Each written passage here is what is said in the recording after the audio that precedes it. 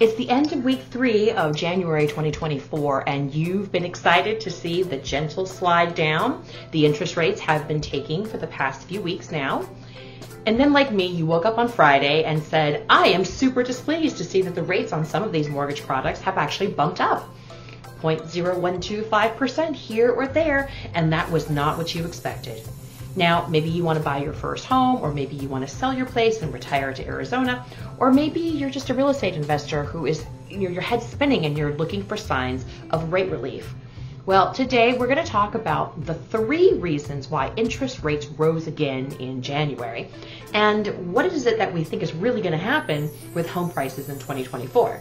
Plus, if you stick around to the end of the video, I will share with you the one element that we cannot control, but is, I think, going to play a really big part of real estate market in the early 2024 year. Hi, it's Nancy from Chu Homes, and thanks for joining us. Look, there is a lot of dry statistics happening in today's video. Please stick around. The data is super important, and it's how we make predictions on how the market's going to behave. So bear with me, I promise it's valuable info. But before we continue, please take a moment, pause the video, scroll down to the comments, and tell me what your real estate goal is for 2024. Whether you want to buy, sell, rent, invest, we want to hear about it. All right, so let's dive in. Following a quiet end of 2023, the first 2 weeks of January saw a bump in inventory with very intense multiple offers on especially the 2 coasts and, maybe not so much in the middle of the country, and especially in the Northeast. Now, we have less new construction due to our lack of developable empty land. So existing home sales, we're seeing like 5, 11, 17, 30 offers again on listings. Now, these are some great year-over-year stats, right? January 2024 saw 7% more listing inventory and 5% more homes in contract than we saw at the same time in January 2023. Now, this is good news, right? Because more inventory gives more choice to consumers. And hopefully, if the inventory continues to rise over time, it'll alleviate some of the home price issues and some of the affordability problems that we have, right? Buyers don't have to fight as hard if they have 10 houses to fight over instead of just 3. Law of supply and demand, right? Well, okay, so the Federal Reserve doesn't quite understand that sellers won't list their homes if the rates are too high, because why should they give up their own shelter if they're afraid that they can't either afford or even find another home to move to? So for a little bit, it felt like we were kind of on the right track, more inventory to disperse that demand, right? Well, sadly, interest rates took a hit this week, thus bringing us to the 3 reasons interest rates rose again the 3rd week of January. 3 reports came out that showed how strong the economy continues to be, which does not help with the fight against inflation. Report number 1, retail sales. They jumped in December, holidays. With people loading up on cars and clothes and yummy food and just generally buying a lot of stuff and probably a lot of gifts, was not great news concerning demand for goods, right? Report number 2, the University of Michigan put out their survey of consumer sentiment, and a 14% increase in positive consumer vibes. Listen, this was across everybody, all ages, races, regions, education levels, income levels. Everyone. Everybody was feeling better about inflation and their personal finances, and also a general overall positive economic outlook. Although it is absolutely insane to me that when people feel positive about inflation, that freaks out the people in mortgage who gauge where rates should be due to, their definition of risk tolerance from over exuberance from these same consumers. It's like this. All right, never mind. Moving on. Number 3, the Bureau of Labor Statistics posted their jobless claims for the week. And for the first time in a long time, there was a huge discrepancy, a nearly 11% discrepancy between what the number of jobless claims were projected to be versus what they actually were. And we all know that the Federal Reserve has been working very hard to decrease employment as part of their fight against inflation. Once again, duh, holidays, wondering if folks found work due to seasonal hiring. So, of course, in response to these economic reports, the Federal Reserve started to backtrack and pull back on what they had promised in their messaging, supposed rate cuts. And now it looks like we're not going to see those March cuts, but likely, if we're lucky, we might see them in May.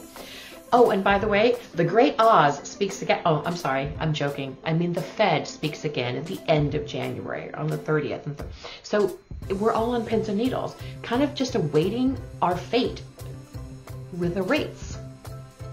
And what does this all mean for home prices in 2024? Well, okay, I follow the weekly numbers pretty closely, and Altos Research was kind enough to publish some very clear charts. And as we all know, data doesn't lie. Now, first of all, for those folks who keep saying that home prices are going to crash, I'm just not seeing that so far in the data, right? Have a look at this chart. Now, it shows you that the median home prices and the median price for new listings is already higher this time than it was the same time last year, all right? Note the dotted lines where I circled the current prices versus this time in 2023. Heck, you can even see the growth all the way back to, all the way back from 2019. And additionally, have a look at this chart. We are up 5% over last year on houses going under contract, January over January. So all signs so far point to a real estate market kind of on target with steady price increases and incremental growth in inventory and a rise in home demand for the first half of the year. And as long as the rates stay conservatively in that, 5.5 up to 6.75 range, we should not see the market overheat, right? But stay to a relatively healthy simmer. But there's only one thing that's an open switch right now that could affect our current burgeoning spring market.